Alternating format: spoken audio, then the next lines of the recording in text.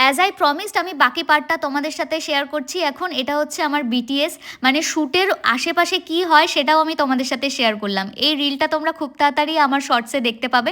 এই ড্রেসটা আমার বেস্ট কালেকশন লেগেছিল। তারপর দুপুরে লাঞ্চ করলাম আমরা বিরিয়ানি, তারপর খেয়ে দিয়ে এখন একটা শাড়ি পরে শ্যুট করব।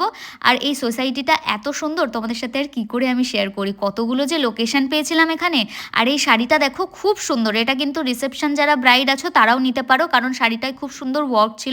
এই হোয়াইট কালারটাও খুব ভালো ছিল। শ্যুটটা কমপ্লিট, এবার বাড়ি যেতে হবে। যাওয়ার আগে একটু এনার্জি ড্রিঙ্ক নিয়ে নিই, মানে চা। আর দিদিদের সাথে তো আলাপ হয়ে ভীষণই ভালো লাগলো। কালেকশন যাদের যাদের পছন্দ হবে অবশ্যই আমি পেজটার স্ক্রিনশট এখানে মেনশন করে দিচ্ছি, আর পেজের লিঙ্কটাও আমি ডেসক্রিপশনে দিয়ে দেবো, তাই তোমরা কন্ট্যাক্ট করে নিও।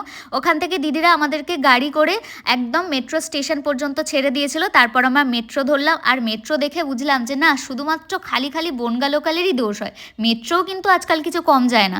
এবার আমরা মাঝেরহাট লোকাল ধরে অশোকনগর ফিরছি। দেখা হবে নেক্সট ভিডিওতে। বা